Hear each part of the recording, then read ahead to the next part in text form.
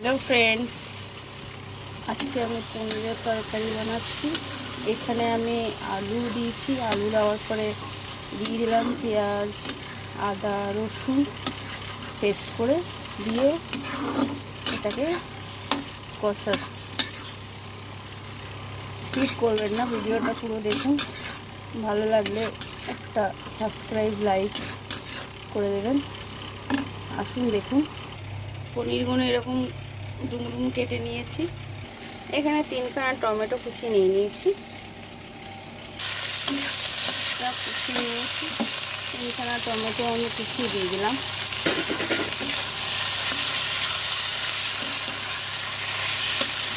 ভালো করে এটা কষিয়ে নিতে হবে। কষি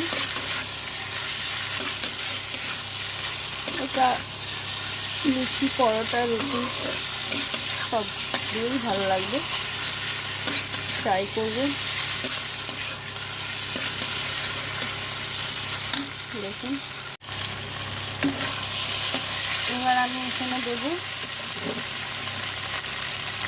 1 চামচ নুন, দেবো হলুদ, দিলাম 1 চামচ, লঙ্কার গুঁড়ো দেবো 1 চামচ, দিয়ে ভালো করে এটা কষিয়ে নেবো।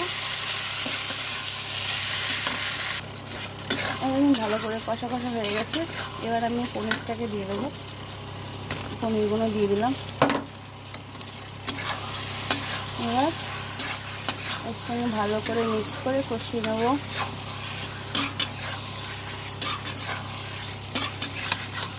ভালো লাগবে, আপনারা দেখতে থাকুন।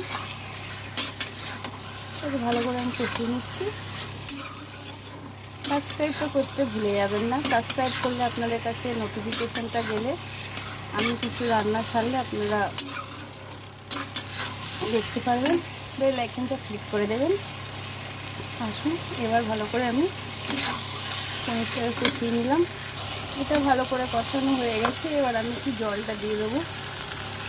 জল দিলে আলুগুলো সেদ্ধ হবে। একটু ঢাকনা দিয়ে চাপা দিয়ে দেবো। ঠিক আছে, আমার পনিরের তরকারি কমপ্লিট। দেখুন কি লাভলি লাগছে।